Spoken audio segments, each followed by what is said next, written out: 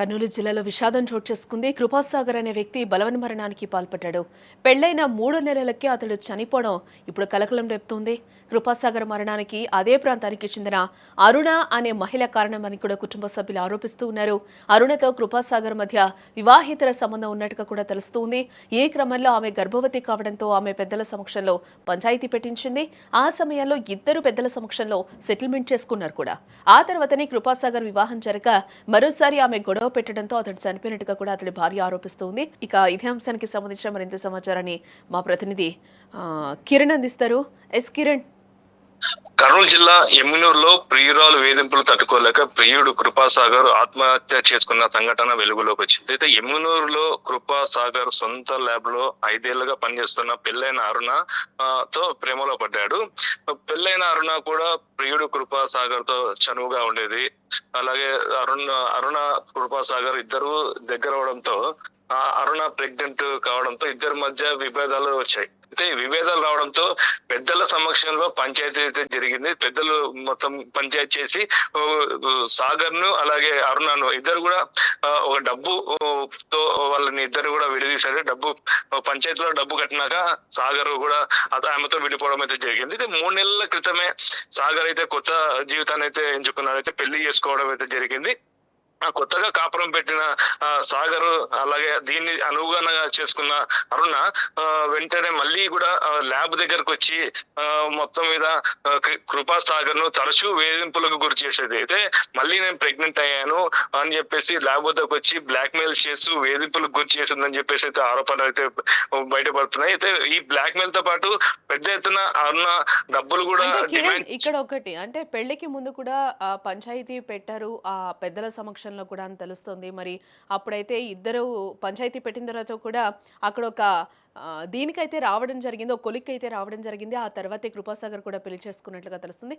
ఆ తర్వాత ఏమైంది? అయితే పెద్దల సమక్షంలో ఒప్పందానికి అయితే వచ్చారు. అరుణకి కొంత డబ్బు ఇచ్చి కూడా సర్దుబాటు అయితే చేసినట్టు తెలుస్తుంది.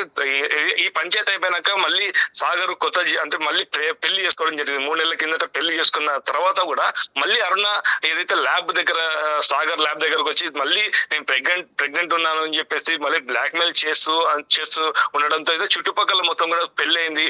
అలాగే మళ్ళీ మర్యాద పోతుంది, బయట కూడా మొత్తం మీద మళ్ళీ బ్లాక్ మెయిల్ చేస్తుంది అని చెప్పేసి చాలా ఆవేదనకు కూడా గురయ్యాడు.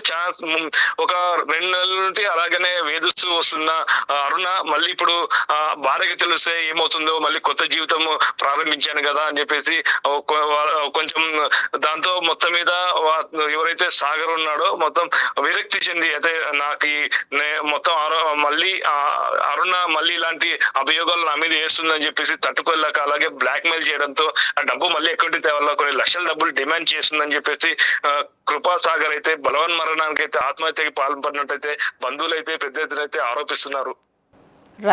రైట్ కిరణ్. అసలు మృతుడు కృపాసాగర్ మృతికి సంబంధించి కూడా కుటుంబ సభ్యులు ఏమంటున్నారు ఒకసారి వినే ప్రయత్నం చేద్దాం. మీ చట్టం దాని పని చేసుకొని పోతుంది.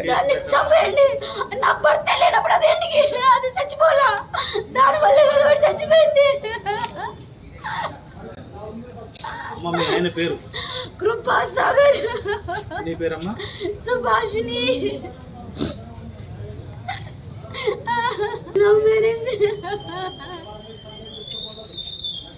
ఈ అమౌంట్కి దేవ సహాయంకి మీకు పెళ్లి చేసినాం కదమ్మా, ఆ అమౌంట్ ఆయనకి తెలిసిందా లేదా? మాకు పెళ్ళైన తర్వాత తెలిసిందే అతనికి. ఆయన దగ్గర మీరు వెళ్ళారా? మేము ఫోన్ చేసినాం అతనికి, మరి ఏమన్నా అతను ఏమి రెస్పాన్స్ ఇచ్చలేడు. చేసింది మీకు ఆయనే కదమ్మా. మీకు అతనే పెళ్లి చేసినాడు, అతనే పెళ్లి చేసి అతనే కేసు పెట్టించినాడు.